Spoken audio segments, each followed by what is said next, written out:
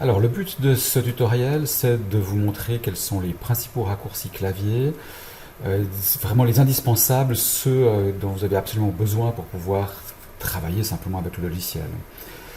Il faut savoir aussi que les logiciels 3D sont vraiment conçus à partir d'une souris 3 boutons. Vous verrez que c'est vraiment indispensable. On pourrait se passer de la souris 3 boutons si une fois vous l'oubliez avec les boutons qui sont ici pour pouvoir rotationner, déplacer comme ça votre scène, mais c'est vraiment pas pratique. Alors pour commencer justement pendant que je suis là-dedans avec le déplacement de ma scène, il faut savoir que si on appuie sur Option sur votre clavier Mac ou Alt sur le clavier PC, si je fais bouton du milieu avec la souris, je me déplace avec un pan. Si je fais bouton de gauche de la souris, je me déplace comme ça en rotation autour d'un centre. Et bouton de droite, je me déplace en avant et en arrière, je me rapproche ou je m'éloigne en fait simplement de ma scène.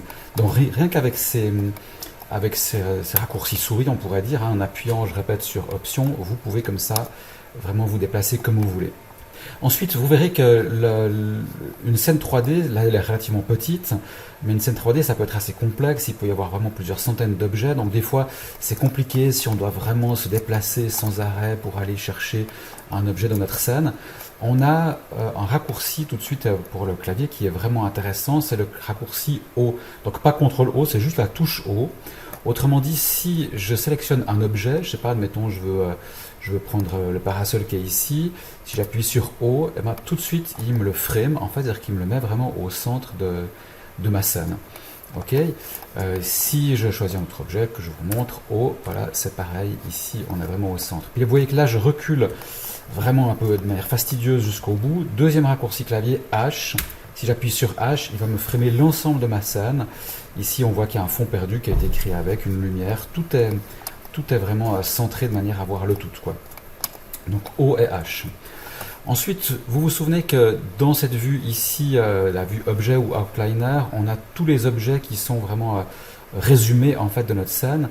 Des fois, ça peut être assez fastidieux simplement de trouver un objet là-dedans si je dois les déployer pour tous les trouver.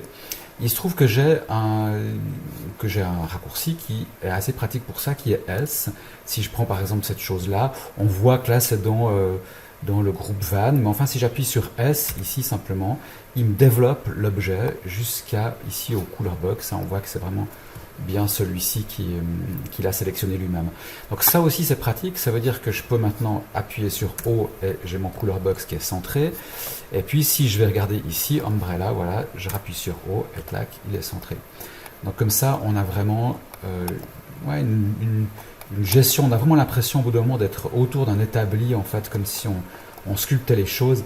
Et franchement, je réfléchis plus du tout à ma main gauche et ma main droite. J'ai l'impression que c'est un peu mon cerveau directement qui guide l'interaction avec la scène. Et ça, c'est très pratique.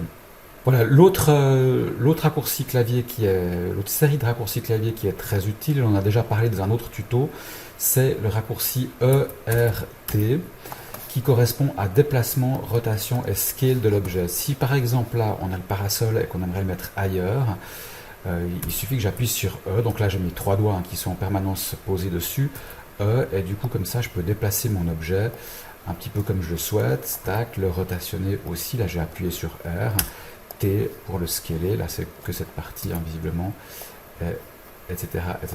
D'accord. Ensuite, en appuyant sur E, on voit ici, là peut-être le baisser comme ça, en appuyant sur E, on voit que l'axe est vraiment complètement dans le sens du parasol, ce qui peut être des fois pratique, mais si moi ce que j'ai envie c'est de le déplacer sur la scène de manière globale, je vous donne juste le cool tip ici, c'est cette petite icône là qui va nous changer, vous voyez que les axes changent là, entre les axes du monde comme on appelle, raison pour laquelle il y a une petite planisphère là, ou selon l'objet, avec le mode monde, comme ça je peux vraiment déplacer mon objet, non pas par rapport à lui-même, mais par rapport au monde. Voilà. Un autre raccourci clavier très intéressant, c'est la barre espace, simplement. La barre espace, elle vous permet simplement de cliquer sur l'outil sélection, enfin ça fait l'outil sélection, si je fais barre espace là, on voit que ça l'a fait. Mais par contre, ce qui est intéressant de savoir, c'est que si vous êtes déjà sur l'outil sélection, quand vous cliquez sur la barre espace, simplement, il vous remet le dernier outil. Moi, c'était déplacement ici. Alors, on va tout de suite voir si je mets avec R sur rotation, barre espace, hop, il me met sur l'outil sélection, mais après, il me met bien sur R, donc c'est bel et bien ça. Et dernière chose, si vous voulez aller plus loin avec les raccourcis clavier dans Cinema 4D, vous tapez help.maxon.net dans un navigateur, vous arrivez sur le site de Maxon et vous avez ici tout l'entier de tous les raccourcis clavier que vous pouvez avoir dans Cinema 4D, à savoir que vous pouvez, comme dans tous les autres logiciels, en paramétrer encore d'autres au besoin. Et pendant qu'on est ici, je vous invite à aller regarder dans toutes ces librairies en fait proposées sur le site, et notamment la partie dédiée à Cineversity, qui est une partie normalement payante en fait, mais pour lequel on a la licence avec l'école et qui va vous permettre d'avoir accès à plein d'autres tutos comme ici propres à Cinema 4D qui sont vraiment très intéressants et très bien faits.